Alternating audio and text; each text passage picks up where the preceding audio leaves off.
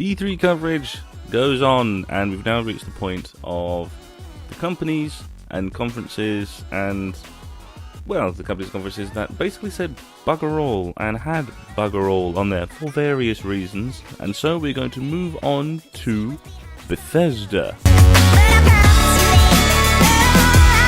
The Bethesda conference was a giant PR stunt. It looked like PR, it felt like PR, the entire thing had barely any humans in it, that wasn't pre-recorded. Even just the intro for it, going like, these are the developers, and these are their children who go, video games. It just felt like a corporate PR stunt. I think considering the lackluster comings of the conference itself, it kind of shows. And there is the one thing that we are going to talk about, but I am going to defer a little bit to another YouTuber who has put out probably a better video for it, which I will link to at the end of the video. And the one interesting thing about this is that there is very little stuff. Basically, what they announced in the stream thing in their conference is what they had, and that was it. This is the reason why there's literally nothing to say about them, is because what they had in the conference was literally it, and all of it is either a sequel or an expansion. The beginning of the actual conference itself had a bunch of just stuff. Just going by the notes I had, they had a sizzle reel of Bethesda Land, which is their PR thing for this year. Pete Hines came on, the global PR manager. Oh look, more PR. Started listing off game franchises they like, or games they released this year. Started going on about, oh look, we have mods on consoles. I don't really play consoles, but it's generally a good thing. That's the reason why they brought that up, is for something else that is going to be coming up in the video later on. And then they came on to talking about Bethesda VR, more specifically Doom VFR. No idea what the fucking F means. Everything just calls it VFR. Bugger all. And Fallout 4 VR. They basically said nothing about it. As for the press releases, they said just as little. Literally everything was just a paragraph long, and there is nothing. Going by the report, I said about this in a video yesterday, talking about PlayStation VR. There are mixed reports coming out around some of the VR ones. One of the VR ones they didn't mention was Skyrim VR. This is the reason why I was quite surprised hearing other people say that it was coming out in November, because they didn't mention it here, and they said at the very end that all of the games in the conference are going to be coming out this year, and they didn't mention Skyrim VR. So I don't think VR Skyrim is going to be coming out this year. If it is, then they have rushed that out. Pretty much the only things to say about the VR games is that it's entirely dependent on the movement controls. That's it. It's literally entirely dependent on the movement controls, and from what I've heard, transferring a game that is that intensive to VR is quite the tech push for it. So whether it will be good or not, whether it will be a good transference into VR, is yet to be seen. I don't think we'll really know until the actual thing comes out, because, like I said, they said fuck all about this actual game. They had a paragraph in the press releases, and that was it.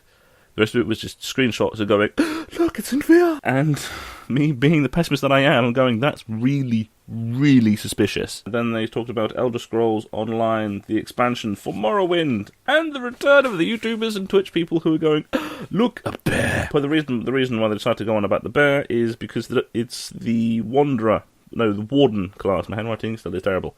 The new class being brought into the Elder Scrolls Online is the Warden, who is a nature mage, uses nature things, hence Ice Shield. Oh, look! And their steed is a war bear, hence the bear. So, yeah, but it's also bringing in Vvardenfell as a place to go, and PvP in Battlegrounds. I'm not so sure if PvP is already there or not, but they said PvP is going to be in the expansion. If it's there already, then it's more PvP. if it's not there, then they're bringing in PvP. Because I think they cut out PvP last time.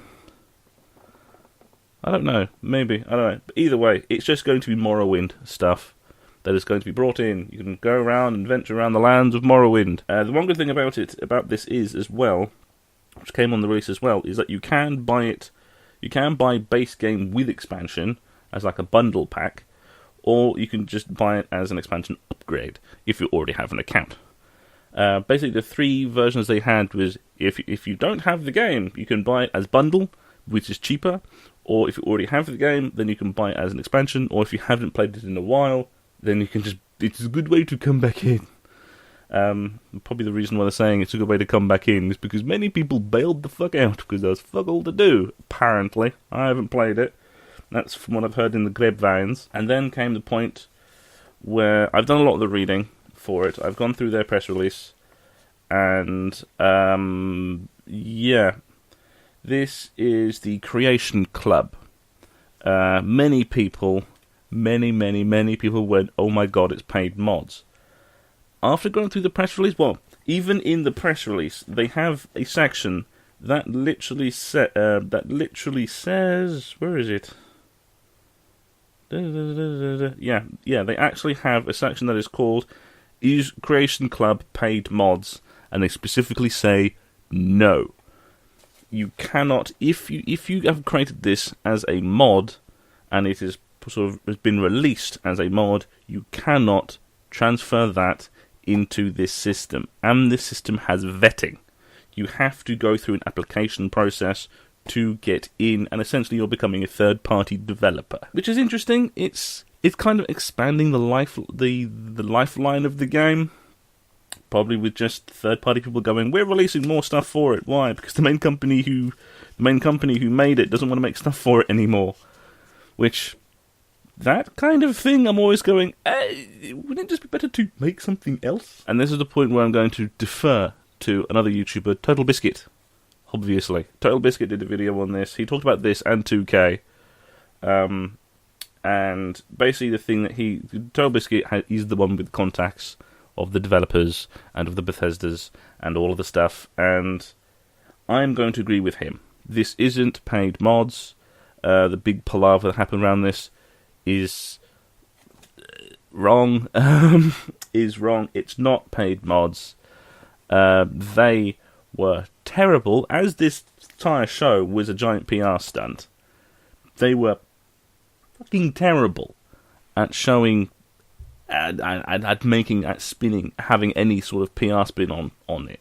They basically announced it and had a couple of things that were obviously kind of either jokes or stuff that they've made as like, oh look, this is what you could do, sort of stuff.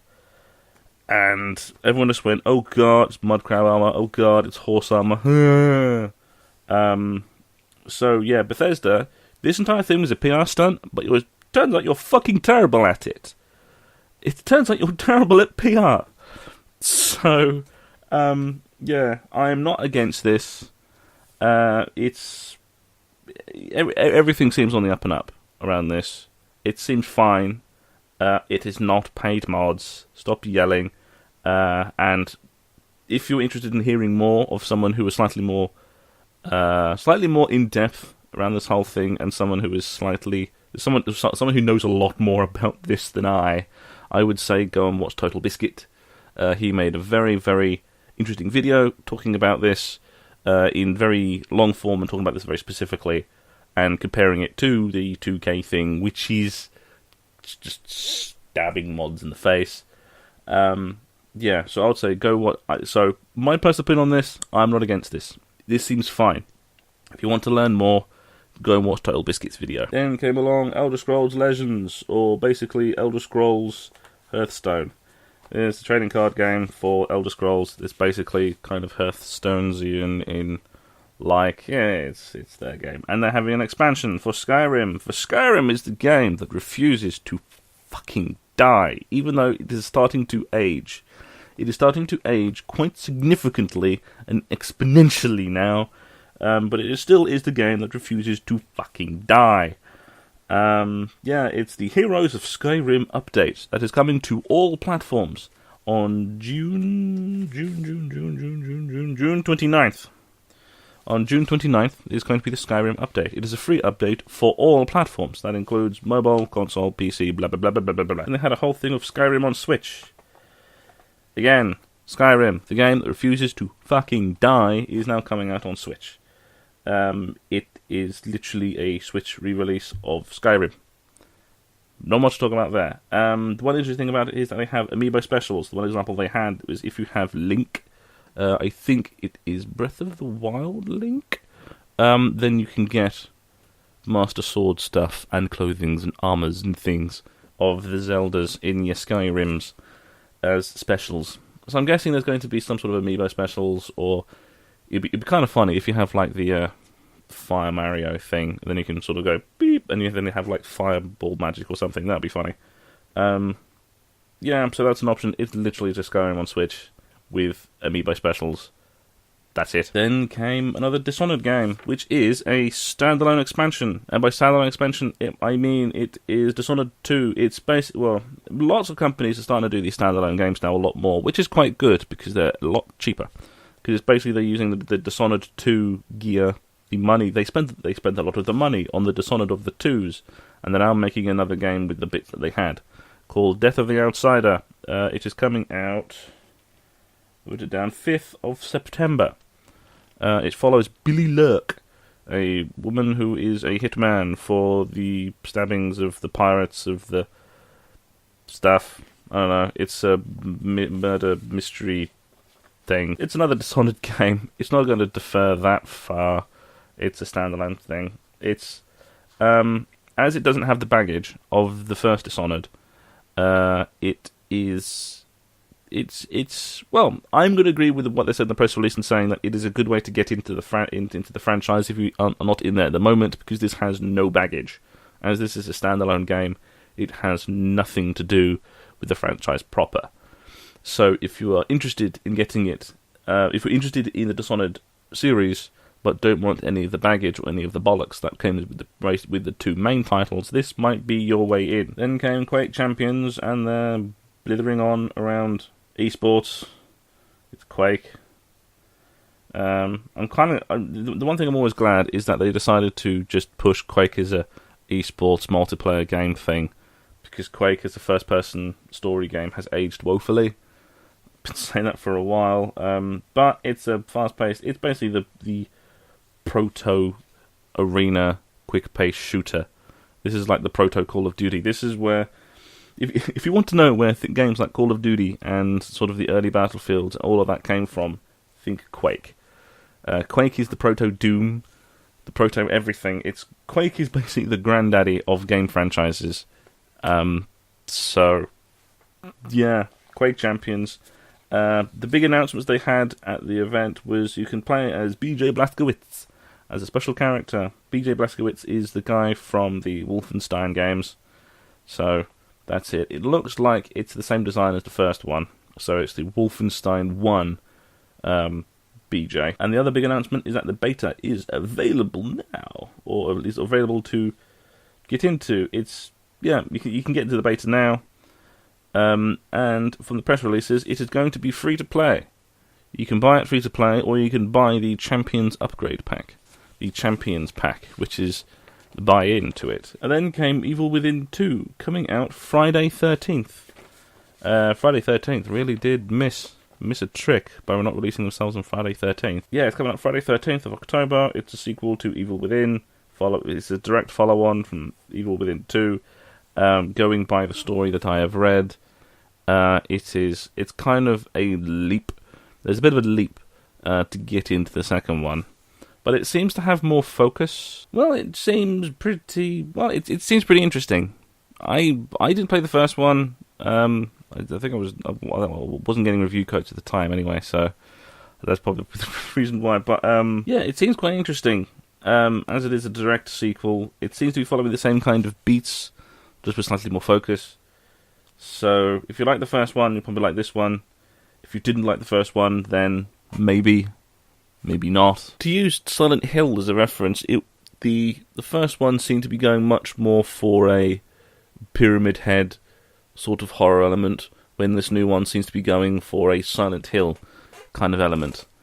It is either you are running away, there's this amorphous bad guy who is this monstrous demon thing, and while in the new one it seems to be you are in a land of confusion and horror sort of thing. It's a very little subtle type of difference from my perspective, because I haven't played the first one, but that seems to be where the sort of the difference is at the moment, where it has that sort of different tone. And then came the last one of Wolfenstein 2, The New Colossus.